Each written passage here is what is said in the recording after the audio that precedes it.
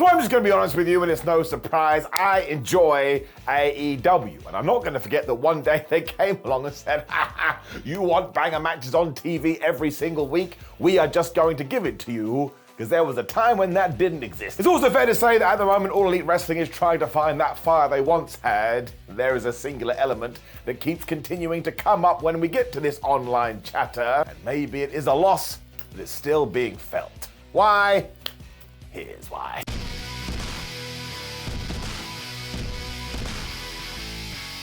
So we are talking about rankings, and bear with me because it's not what you think, because they have been both a blessing and a curse.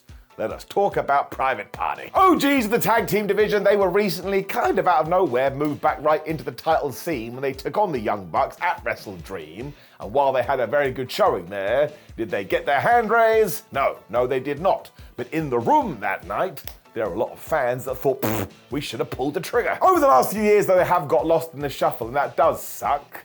But let's just go into 2024 before we did get to this pay-per-view. It doesn't mean talking if you do go through the history. They basically only won 6 televised tag team matches.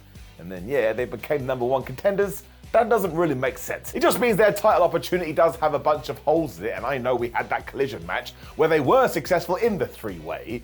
But when you do take any team, just go, you're now in the mix. Well, there are going to be some fans that are like, why couldn't you have just introduced a little bit more foresight? This is where we do start talking about rankings, as everybody is at the moment. Like we've already kind of hinted at, they are a double-edged sword. So on the one hand, if you are trying to do a sports break presentation, they can help so much. Look at somebody like Hologram.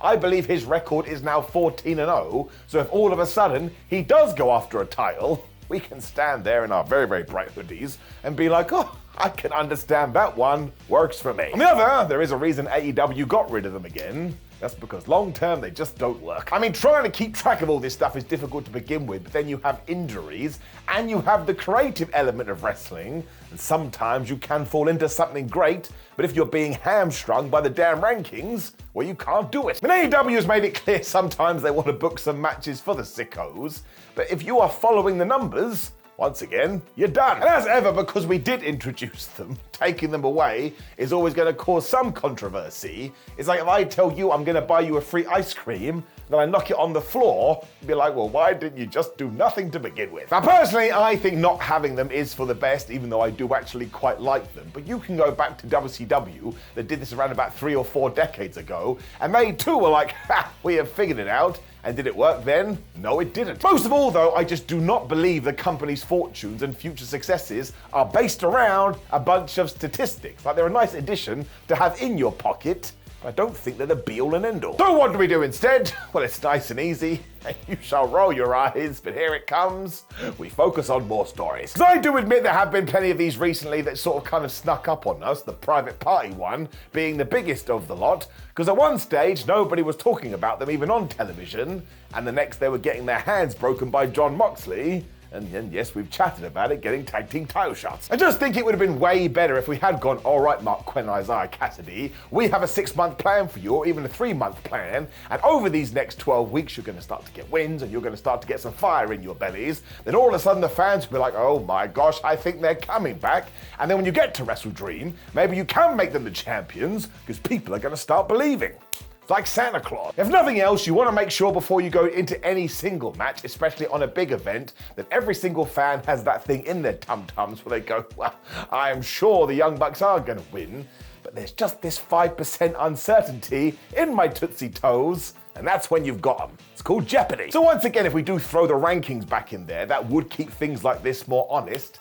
But we are not talking about stupid people here. Clearly those in charge were using them and being like, man, this is just causing us so many issues. And this bald guy is totally fine with that. But it does mean you need to tighten the screws in other areas. And yes, I get it's nerdy, but let's just talk about a few things that I noticed recently. And as ever, I could be totally wrong. But Willow Nightingale got a world title shot, even though Willow Nightingale lost to Chris Statlander. Now, Statlander went after the TBS title, which did make this a little bit more easy to accept, but once again, if you follow the breadcrumbs, a little bit weird. Chris Jericho also went after the Ring of Honor title, even though at the last pay-per-view he had lost to Hook, who wasn't even on Wrestle Dream.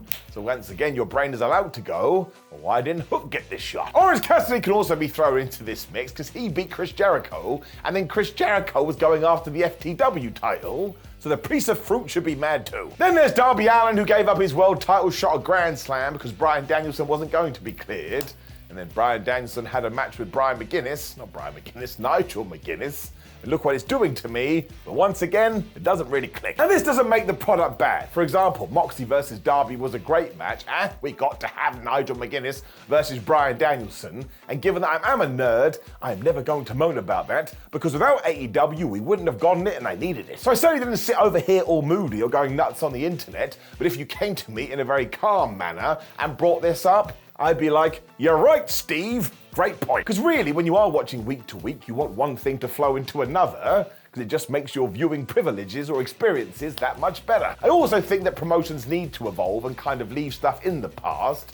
That's why I'm cool to move on from the ranking. Moreover than that, I don't want a world where they come back and they go again, they come back and they go again, because then you do get confused. So if AEW has made a decision, good for them, stick by it. That doesn't mean we don't need a little bit more connective tissue at the moment, or maybe just coming up with big booking angles 6 months down the line, and then going backwards from it. If we are taking All In as our WrestleMania when it comes to AEW, let's figure out what we want our big matches to be on that pay-per-view, and then as we stand here in October 2024, be like, well, how do we get there, and how do we ensure that everything makes sense? And these don't have to be matches or feuds that we're doing now either. And let's say we hired Tomato Arm, I love Tomato Arm, and we decided at All In, we want him to take on Orange Cassidy. Now, Tomato can feud with Lemon Leg till November, and then Mango Face till February. We can then bring in Banana Butt so he can have a few matches till March, and we finish this mini run thanks to Applefoot when we get back to Orange Cassidy and the original plan. So that works for me.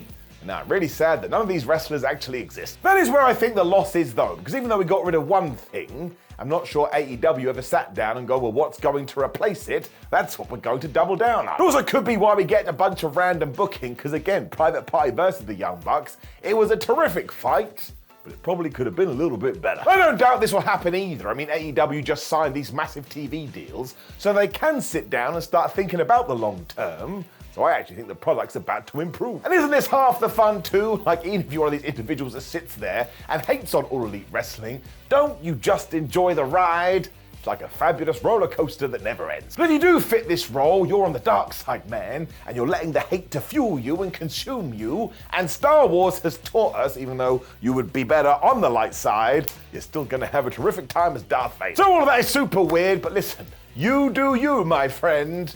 And while everyone likes to doubt me, I really would just like everyone to be happy. Got it? Great.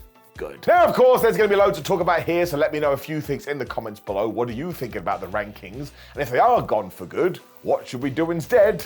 Once again, I just think it's long-term booking, a good old story. Also, please do like the video, share the video, and subscribe, and click the video on the screen, which is me talking about AEW some more, if you fancy more of a bald guy's opinions. Otherwise, take care, my friends. I appreciate your time, and I'll see you the next time you click a video.